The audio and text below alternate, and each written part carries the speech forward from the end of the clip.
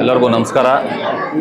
ಏನು ತಾಯ್ಲೂರು ಬೊತ್ತೇರಾಯ ಸ್ವಾಮಿ ಅಂತೇಳ್ಬಿಟ್ಟು ಇವತ್ತು ಕುಂಭಾಭಿಷೇಕ ವಿಗ್ರಹಗಳ ಪ್ರತಿಷ್ಠಾಪನಾ ಕಾರ್ಯಕ್ರಮ ಹಮ್ಮಿಕೊಂಡಿದ್ರು. ಇದರಲ್ಲಿ ಸುಮಾರು 2000 ಕುಟುಂಬದವರು ನಾವು ದೇವರೇ ಮಾಡ್ತಾಯಿದ್ವಿ. ಎಲ್ಲಪ್ಪ ಅಂತಂದ್ರೆ ಜಾಗ ಇಲ್ಲಿಂದ ಒಂದು 10 ಕಿಲೋಮೀಟ್ರು ನರ್ನಹಳ್ಳಿ ಅಂತೇಳ್ಬಿಟ್ಟು, ಮೂಲ ಬಂದುಬಿಟ್ಟು ಇದೇ ಜಾಗನೇ. ಇವಾಗ ನರ್ನಹಳ್ಳಿಯಲ್ಲೂ ದೇವಸ್ಥಾನ ಇದೆ, ಆದರೂ ಸಹ ಇಲ್ಲಿ ನಮ್ಮ ಜಾಗ ಇದ್ದಿದ್ದಕ್ಕೆ 13 ಎಕರೆ ಬೇರೆಯವ್ರ ಪಾಲಾಗಬಾರ್ದು ಅಂತ ನಮ್ಮ ಸೀನಣ್ಣ ಆಗ್ಬೋದು, ನಮ್ಮ ತಾಯ್ಲೂರು ರಮೇಶ್ ಅಣ್ಣ ಅವರಾಗ್ಬೋದು, ನಮ್ಮ ಜಯಪ್ಪ ಅವರಾಗ್ಬೋದು, ಅನೇಕ ಜನರು ಇಲ್ಲಿ ಜಾತಿ ಭೇದ ಭಾವ ಬಿಟ್ಟು, ಇದು ಕುರುಬ ಜನಾಂಗಕ್ಕೆ ಸೇರಿದ್ದಾದರೂ ಸಹ ಎಲ್ಲರೂ ಜಾತಿ ಭೇದ ಭಾವ ಬಿಟ್ಟು ಈ ಜಾಗನ ಉಳಿಸ್ಕೊಟ್ಟಿದ್ದಾರೆ. ಅವ್ರಿಗೆಲ್ಲರಿಗೂ ನಾನು ಧನ್ಯವಾದ ಹೇಳೋಕ್ಕೆ ಇಷ್ಟಪಡ್ತೀನಿ. ಇವತ್ತು ನಾನು ಜನರಿಗೆ ಒಂದೇ ಮಾಹಿತಿ ಹೇಳೋದು, ತಾಯ್ಲೂರು ಬೊತ್ತೇರಾಯ ಸ್ವಾಮಿ ದೇವಸ್ಥಾನ ಹೋಗ್ಬೇಡ್ರಿ ಅಂತ ಯಾರಿಗೂ ಹೇಳ್ತಾ ಇಲ್ಲ. ಇಲ್ಲೂ ಮೂಲ ಜಾಗ ಆಗಿರೋದ್ರಿಂದ ಎಲ್ಲರೂ ಇಲ್ಲೂ ಬನ್ನಿ ಪೂಜೆಗಳು ಮಾಡಿ.